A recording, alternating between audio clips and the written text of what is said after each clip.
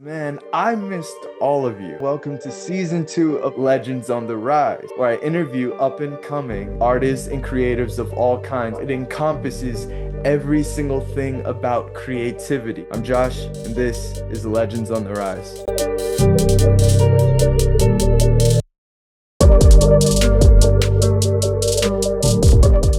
Experimentation, especially when you're building a personal brand, I think is super important in the beginning. So the first video I posted made good views for my page. So I got like 10,000 views on TikTok. Do you want to introduce yourself and tell everybody what it is you do?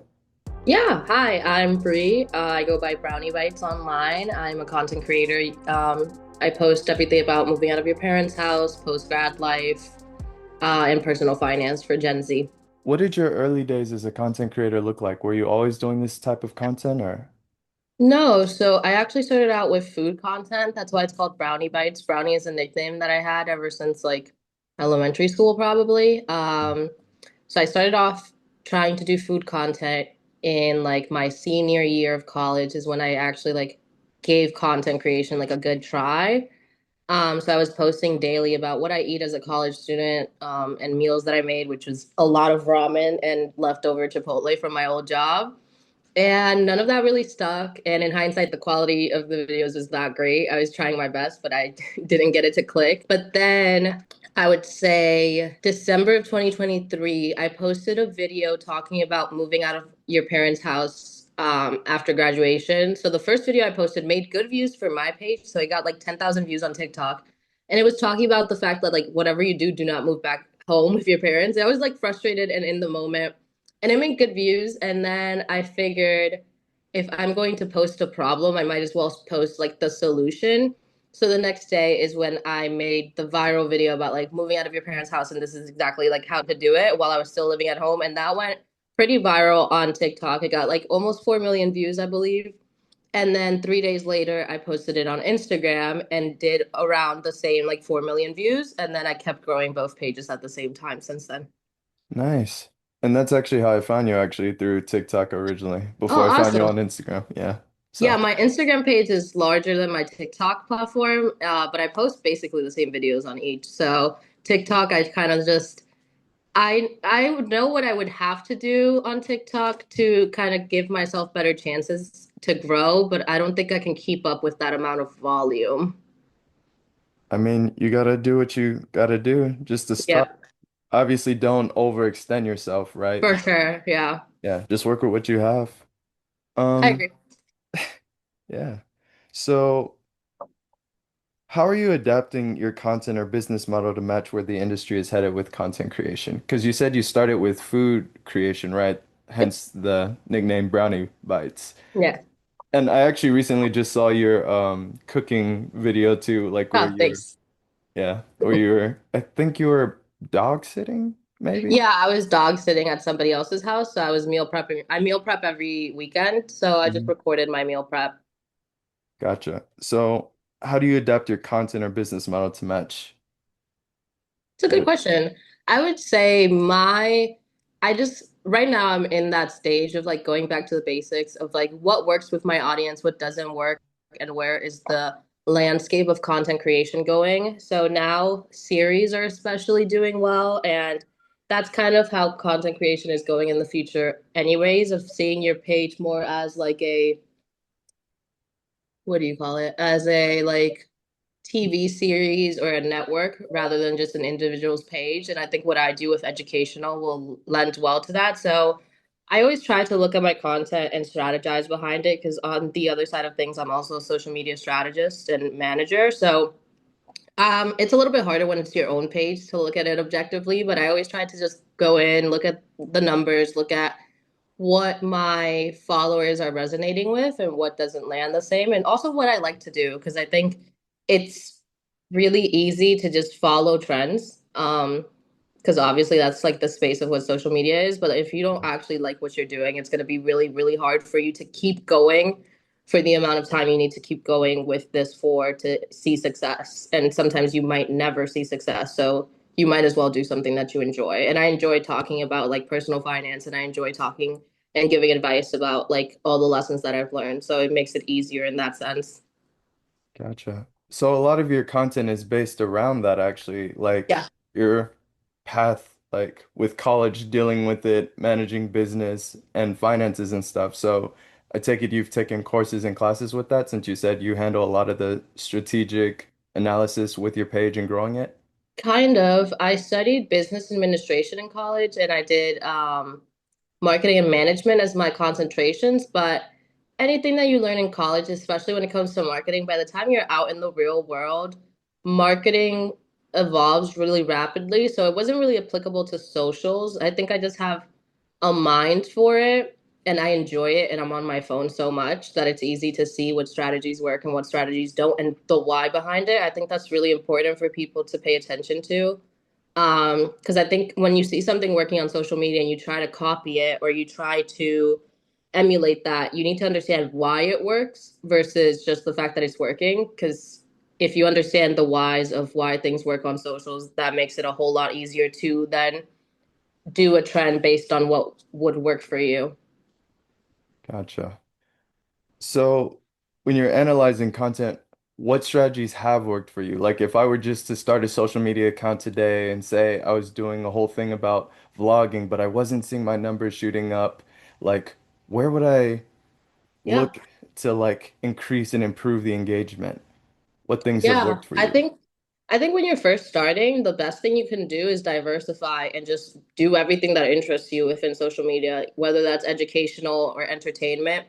When I say go back to the basics, that just means the basics of what works on social media. Like a pretty video might do well, but you also have to have storytelling behind it and whatnot. But at the end of the day, like why people watch you on social media has to do with value. Like what value are you bringing into their lives? And I think a lot of people want to do lifestyle content, which is great. But when it comes to lifestyle content, the main value that you're bringing to people, usually with that type of content, is entertainment. And I don't think everybody's an entertainer, and not in a bad sense of like, if you're just not naturally an entertainer, you're going to have a hard time being a lifestyle content creator, right? Like, if you're not Right. naturally entertaining in that sense for the masses.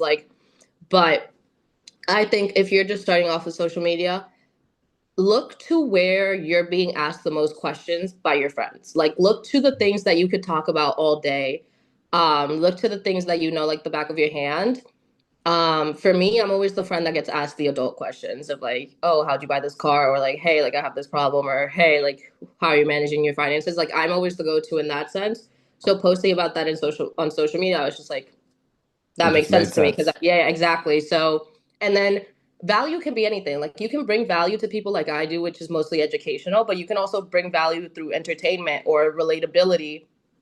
You just kind of have to find that. And I think when you're first starting off in social media, that gives you a great kind of like not caring type of attitude of like you can just post whatever because if it's already flopping, you might as well just give everything a try and see where that goes. And then also you have to have some volume behind it. I don't think you can post for a month or even three and even know the trajectory you should be going on. I think you should be posting for at least 3 months before you really analyze your content in that deep, deep way. But you should be posting pretty regularly at the beginning to kind of get a cadence. Like you don't have to post every day, but if you're posting every day and each video gets even 1% better, that does give you a better shot. And by 1% better, I mean, are you getting better with your hooks? Are you getting better with your storytelling? Are you getting better with your video production? It doesn't have to be all at once because that's the point of getting that volume out there. It's basically free practice. But do try to see then after you post for like that 1 to 3 months, what videos did the best and why, which videos didn't do as well, and why do you think that is? Are there videos that I really want to make or that I've already made that I can go back in and make with a little bit better quality now that I've learned a little bit after these 1 to 3 months of posting? What would you say to someone who feels their content has value, truly feels it has value, but maybe they're not explaining it in a way that is engaging to people? Maybe not Yeah, explaining it right, maybe not saying it right, and therefore having trouble getting to that valuable part of content because people yeah. are dropping out. Yeah, that's a great question. I think when you know that your content has value and it's not hitting as like you thought it would, first look at your hooks, and your hooks are like the first 3 seconds of the video. What are you saying in them?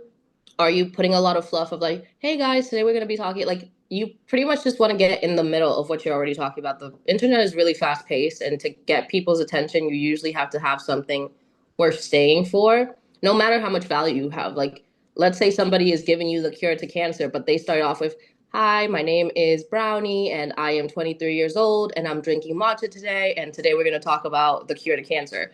By the time I even got to the matcha part, people are scrolling because they're like, "I don't know who this person is. I don't care why they're drinking a matcha, swipe, even though I had the cure to cancer," right? So it's more about like gaining that attention. And then also look at what other people are posting. I think our generation is a generation that's always on the internet. When you swipe on a video from now on, also like in the back of your head, think to yourself, oh, why did I swipe on that video? Like, why did I not watch it? Or when you're entertained by a video, think a little bit more analytically and be like, oh, why did I watch it? And with that, you kind of get some more information as to what works, what doesn't, and also give yourself time. Like I think if after a month your videos aren't blowing up, that's so fair. Like I was posting for a year consistently. Like I posted the food videos for like a year. I want to say for a few months I was posting every day. Literally none of them passed like maybe 2,000 views. So give yourself time, and if you really really enjoy what you do, learn and go to YouTube and learn what people are doing that works. And then also, like, as long as you have the information out there and as long as you enjoy it, I think you should just keep trying. Because I think social media makes it really accessible to just keep trying until something hits for you. A lot of content creators, they make content and they often hit a roadblock where they feel like they're not getting anywhere, even when they change tactics or even when they create consistently. What Yeah. do you do to combat burnout, essentially, when you're being hit brick by brick, wall after wall of like Good.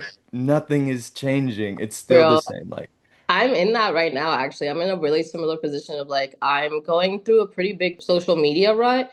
hmm Diversify and go back to the basics and go back to why you're doing it in the first place. Like, yes, obviously there's money to be made in social media. I'm not going to be naive and say that's not a big reason as to why I would want to be successful in social media. But also, if money is the only reason that you're doing it, like genuinely the only reason that you're doing it, you're going to burn out because it's like a job, yeah. especially when you don't see success out of it immediately. Like it's not like a job, a 9 to 5 where you clock in and clock out and you're like, okay, I don't like what I'm doing, but at least I'm getting paid. It's like on top of you not liking what you're doing and only doing it for money, you're not making any money. Unless you blow up that first month that you're posting, you're gonna burn out. And even when you're not doing it just for money, it's exhausting to try and keep up with trends and try to post daily or semi-daily when you have a normal life outside of it too. So to some degree, enjoy either what you're talking about, enjoy social media as a whole, enjoy the creation of content or the creation or the process of making content, or you're not going to enjoy this. Because at the end of the day, like you have to treat it like some type of job for yourself, and in a job that you don't get paid, then you have to enjoy it. Very true. I feel like many influencers and content creators, they get into this seeing only the glamour part. They don't see the beginning Yeah. part. So, Yeah, I think being a content creator, I will never say is a hard job. And I can't even like, and don't get me wrong, I don't really make a lot of money from this. Like, I am not a full-time or even part-time money-wise creator, but becoming a content creator is super difficult when you have a normal life because you work every day, you have to pay the bills, and then you sit down in front of a computer and edit for hours and come up with ideas and scripts and videos and make them and post them over and over and over again while you still have your life in the background. So like the act of becoming and kind of getting a break in that, I would say is difficult. But like once you've made it and once you've put a lot of that upfront work and you see these brand deals that are 10,000, 20,000, $5,000, like when you see brand deals that pay you half of your monthly check for just one video, mhm. that's not hard. Like if you're just doing that full time. But yeah. Very true. I saw a video actually that reminded me of that. It was an animation. This woman was literally spraying this apple and doing all these different angles, and she had these different lights and stuff. You thought Yeah. she was filming a video or something for herself personally, but Hmm. it was literally just, I guess, an advertisement for this apple to make it look enticing, appetizing, kind of like Right. your McDonald's food commercials and stuff, right? But then it showed her literally going through all this editing and stuff, cutting, chopping, splicing, whatever, and then uploading the video, and then literally staring at her computer all night, and then seeing one view on that video and Oh just getting no. excited. And then it did a cut, and then it showed an influencer, a content creator, literally doing the same thing. It was this dude with this phone, literally saying, "Look at this polish," and it was literally this turd just blocked out in a toilet. and it just had hundreds of comments and likes and views. Hmm. And I was like, that pretty much sums up content creation Yeah, today. that could be super frustrating, but like I appreciate the fact that she was still excited about the one view because when you're excited about what you do or when you're excited to help people, like I got a really sweet comment like today, I think, of like the fact that somebody has been following me on TikTok for a while and that they like really see my page as a comfort because they're 23 years old and making like a pretty big move to a different city. And comments like that really inspire me to keep going, especially when I'm in a rut like I am, because at least I can feel good about the fact that I'm making an impact on somebody. Like the video literally didn't even get 1,000 views. It has two comments from other people. It has like maybe four comments total, and two of them are just my response to the two other comments. But like the fact that somebody would take time out of their day to like watch my page and then comment that it's made an effect on them is really like really heartwarming. Definitely helps to keep your mind going, especially when you're going through burnout, I think. Yeah, yeah. I think it can be really frustrating to put energy into content and to like keep showing up every day or trying to show up every day and not seeing maybe the success as quickly as some other people have done it. But like you just have to Mhm. remind yourself that you're on your own path and that their success is proof that it can happen versus like proof that it's not meant for you in some sort of way. So, how important is consistency versus experimentation when building a brand to you, do you think? When building a brand, I think you need both. And when I say consistency, I don't think it doesn't mean you have to like post every day. It helps to a degree depending on what you're posting, but experimentation, especially when you're building a personal brand, I think is super important in the beginning. And whenever, like even when you get that role flowing, I think it's still good to like try different formats, try different types of videos, and diversify yourself as much as possible. But I think it's super important because humans aren't just one thing. Even if like all you post about is personal finance, you're not a bank. Like you're that's not who you are as a person. So like it'd be cool to diversify in the way of like, okay, personal finance, let me give you some budget meals. Personal finance, let me show you what I spend in a day working in the office. Let me show you what I spend in a week on vacation. So like you can bring different aspects of yourself but just tethering it on a topic like personal finance, for example, or something else. And then I think you have to be consistent because not even just to get views consistently or whatnot, but like to show up for yourself and to get that practice in. Like when you're first starting on social media, I think it's really important to get that practice in on speaking to the camera and getting comfortable. Like when I saw some prior videos that I made, and I am definitely way more comfortable today than when I started when it comes to like speaking to the camera because it feels awkward at first, especially if you're gonna do like sit down content like I do of like talking straight to the camera. It's like there's nobody in your room, you're all alone, and you're talking to this like it feels very, very awkward. But now I just put the camera up and I don't really think about the fact that I'm talking to the camera anymore. Yeah, it definitely takes some getting used to, especially if you're used to talking to a crowd of people versus Yeah, you're yeah. just there.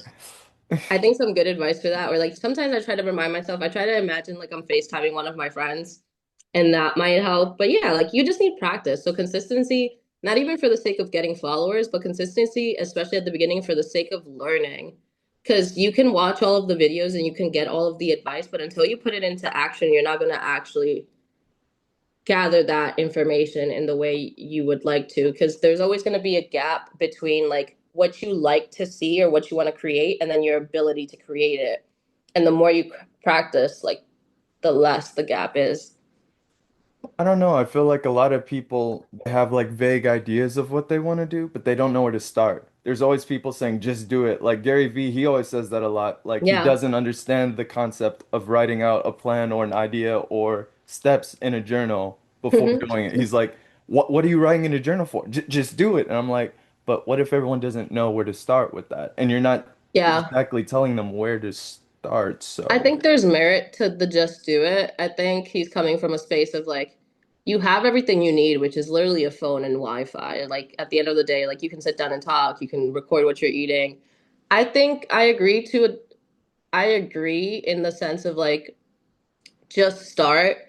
When it comes to an individual, you kind of don't know what they want to start with. Like if it's food content, literally like make a daily post of what you're eating on Instagram and post some carousels. Make it a little pretty, add like maybe a title and the recipe, and then just do that. Or then if you want to talk educational, sit down and talk about what you know. I think if you're taking more than a day or two from ideation to creating it, especially on short form, you're taking too long. Like just okay, if you need like a full-on script, okay, fine, practice with a script. I personally like either write down bullet points or just talk because I can't follow a script, but planning is not actually doing it and thinking about it is not actually doing it. So like you have to start in whatever sense starting means for you. Like maybe imagine it in the fact of like you're sitting in a car and you're planning out, okay, this is the route I'm gonna take. This is the mileage that's gonna use. This is how much gas I'm gonna need. But like if you sit in your car for an hour planning it, and then you wait all day, you're an hour behind to like your destination. Like you're not actually driving until you put the car in drive. So you can plan, and I think there's an important thing behind planning and being strategic. But I think when you're starting out on social media, you don't have to be this guru. You don't know everything, so just get practice and by actually doing it and posting and getting comfortable with putting your face out there, putting your content out there. You were talking about pivoting into other fields earlier, but Mhm. tethering it to something that you're already familiar with. So in your case, with financing, not necessarily just acting like a bank, but like tethering it to like budgeting and Yeah, like meal planning and yeah, stuff. yeah. But would you actually consider pivoting into another field, like just in general, like social media wise at some point? Is that ever Um, something you see yourself doing? If it's something I enjoy and if it's something that makes sense for me, sure, I don't mind it. I think for what my page is, I would probably need to start a new page, or I Yeah, would probably have to be okay with that's very low views for a while before the algorithm kicks in and be like, oh, she's posting like purely just cooking content now. She's not posting anything for Gen Z. She's just posting like no. recipe ideas or something. So yeah, that's what I mean. Like essentially just like creating a new page, a new platform for yourself, like from the beginning again. But like instead of like finance, maybe like food again, or maybe like podcasting, or maybe travel vlogging, or like would you ever Maybe pivot into something different like that? like a new page. I don't know. I'm tired. I don't think I can. I don't think I can start from scratch. I don't think I can take that type of blow to the ego. I mean maybe, but I'm not interested in it at the moment. I would Mhm. not say no if it's something like truly interests me. I think I would start a page about like social media management, if anything, because Mhm. that's something that I actually it excites me and I know a lot about. I did start a YouTube channel recently, and that's been really fun. Hmm. It's not personal finance specifically; it's more about me, and it does give advice in some of the videos, and then some of the videos are just me sitting down and talking about feelings and navigating adulthood. So that's been really fun lately. And that one is starting from like purely scratch. So, and YouTube is a whole other beast from short form, but I think it's valuable. So you were talking earlier, and I'm gonna step back a bit on this. You were talking a bit about how TikTok was how you started on your viral video. Like that's essentially what got you started on that platform. And then you uploaded the same thing, and then it surpassed your TikTok from that one video, essentially, growing it. And then you just worked on growing them both Yeah. simultaneously.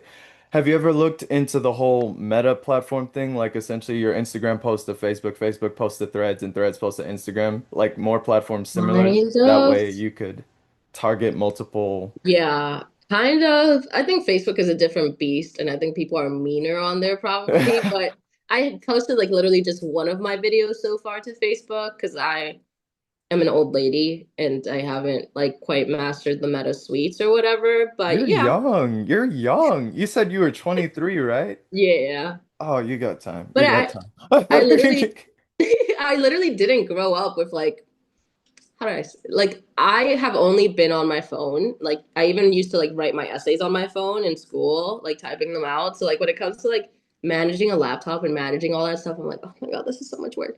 But with Facebook, yeah, I'm down to like post on it. I don't really mind. I've been trying to post a lot more on LinkedIn recently, especially in the professional sense of like I enjoy social media management and I'm starting my own business in that sense. So I've been trying to be a little bit more strategic on LinkedIn where I would get a lot more reach on that sense and like more leads. So that's been fun. But yeah, I would post on Facebook. I don't really mind it. I just forget to do that whole little toggle thing most of the time when I post my videos. I guess what I mean when I ask that is because essentially I have a musician's page, I have a podcast page, I Nice. have a music label page, and they're all on Instagram, but I also have pages for all three of those accounts on Nice. Facebook connected to that Instagram. Yeah, yeah. So when I post on that, it asks me if I want to post on Facebook Yeah. too. And Yeah, I just forget sometimes to say yes. Yeah. Yeah, so I guess I was wondering if you had something similar like that or looked into something similar like that for I yourself. should. I probably should post on Facebook. Like if I'm already posting it on Instagram. Do you ever like go to events and stuff like where you do the whole mixing thing, like the mixers and all that stuff and Oh, switch contact information and grow that way? Oh, it was LinkedIn. That's what it was. It was about oh, LinkedIn because you said you were expanding your brand through there, kind of. yeah, kind of. I And just started posting on LinkedIn like literally last like 2 weeks ago. So I'm still trying to get like a rhythm to it and be a little bit more consistent. Because managing like LinkedIn, YouTube, Instagram, and TikTok, I'm like, oh my God, so much. I need to like focus on which one I want to prioritize. yeah, Um, but mixers from LinkedIn, no, I haven't gone to any professional LinkedIn mixers specifically for social media management. it doesn't have I to be have, LinkedIn. It could be like stuff that's hosted through Eventbrite and stuff too, but yeah, yeah. I have gone to events here in Charlotte that are super cool. There's this Instagram page called Content Sundays, and some really cool guys do that. And they are like videographers and photographers in the Charlotte area and just creatives in general. There's models, there's full-time influencers and stuff like that who get together on some Sundays of the month and just like network and interact. And sometimes we go to a studio and it's like a free for all where people have access to the studio to like photography and stuff. So those have been really fun to be a part of lately. And then I just joined a class for creatives that are also entrepreneurs through this um, studio here in Charlotte that started like a creator incubator program, and that class just started last week. So that should be really fun too, of like meeting people in the creative world and doing that. So I have been trying more lately to meet more people like in real life. I have a few creator friends that I met through this event called FinCon over in Atlanta last October, and I'll be going again in Oregon this September. What's FinCon about? It's like VidCon, but for personal finance enthusiasts, usually creators in the space, but um, yeah, there's YouTubers, TikTokers, Instagrammers, podcasters that come out, and it was a really fun event. My friend Megan told me about it on Instagram. Her handle is Megan Makes Money.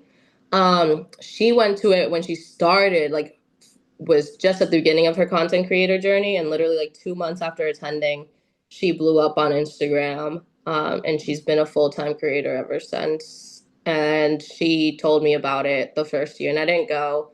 And then I was like, I should probably go. The second year, and I had just quit my job, so I was like, let me go. People there are really sweet. Like everybody was more than willing to give you advice and tips, and there's a bunch of panels with creators that have been doing this for a few years. I met some really cool people that do YouTube full time as well. So it's a really great event, and if you're in any type of like personal finance niche or you talk about it at all in your page, I think it's a super great event to go to. So would you consider yourself more of an introvert or extrovert? I think I'm a little bit more introverted in the sense that I need some time to like recharge my social batteries, and like at some points at events I'm like, okay, I'm ready to go. um I've been trying to work on that. But once I know people, I can be pretty extroverted. But yeah, at the beginning stages of like networking and doing all that, it can be pretty like socially draining for me. Like even at FinCon, sometimes I would like step out and go back to my hotel room for like an hour or two, recharge, and then come back out. Um, so yeah, I think I'm a little bit more introverted. Do you go to other types of content creation based conventions or is it just strictly like business conventions or like are you FinCon's the only one I've been to, but I'm more than willing to go to other ones. I just they're pricey, so maybe one day I'll get invited out as a creator. I guess I was just wondering because they had the Handler. DreamCon Oh, that just passed recently. I what's think that? it was last month.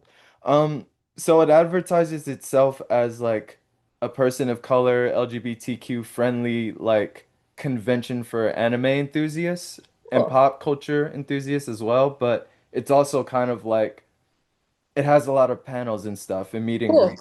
So if you're like into that or if you're even into it on the creator side, like being one of the speakers there, you Oh, can that's super cool. Yeah.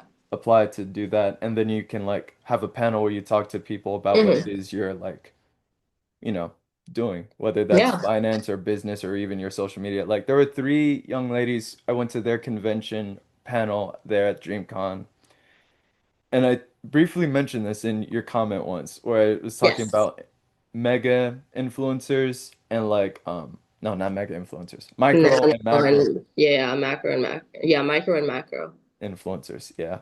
And Cool. the thing was basically about that, whether you're influenced or whether you're influencing people.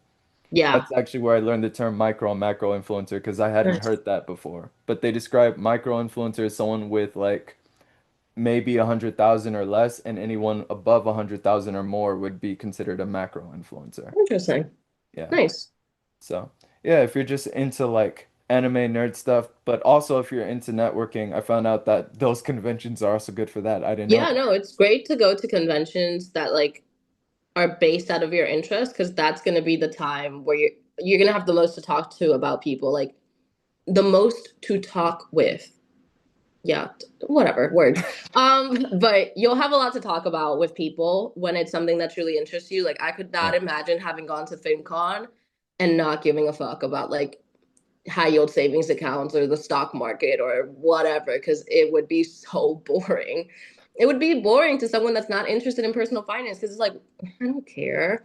But to me, I'm interested by it. So I had a lot to talk about and I met people that were also interested in it. And at the same time, they were also content creators in that space, which is exactly what I want to do, slash, I'm doing. So I had a lot to talk about. So that gave me more ammunition of like, meeting people and we're kind of at the same baseline of like we have similar interests versus if I went to DreamCon, I feel like it would be harder for me only because I'm not into anime, not in the a bad sense of like I dislike it. I just like have never been into it. So I feel like I would not have as much to talk to with people, even though I like the networking aspect and like the content creation aspect. When it comes to anime, I'm like, I'd be lost and like, okay, I want to go to my hotel room now. Have any final thoughts or any Um, advice you wanted to give to people? Yeah, if anyone is watching this and they want to get into content creation and you think it's too saturated or that nobody wants to listen to your story, I think get rid of those thoughts. If you truly, truly want to create content, um, yes, there's so much money out there to be made. You should absolutely think of yourself as a business. You should absolutely want to make money for yourself. Why not? There is money out there to be made. But if you truly want to do content creation and are willing to think to yourself, hey, like I won't make it in the next 1, 2, maybe even 3, 4, 5 years, but I'm willing to give it a try. Absolutely go for it. Absolutely post the content. Um, you will find your people, especially if you're talking about something that interests you, because then you will find the other people that are also interested in that topic.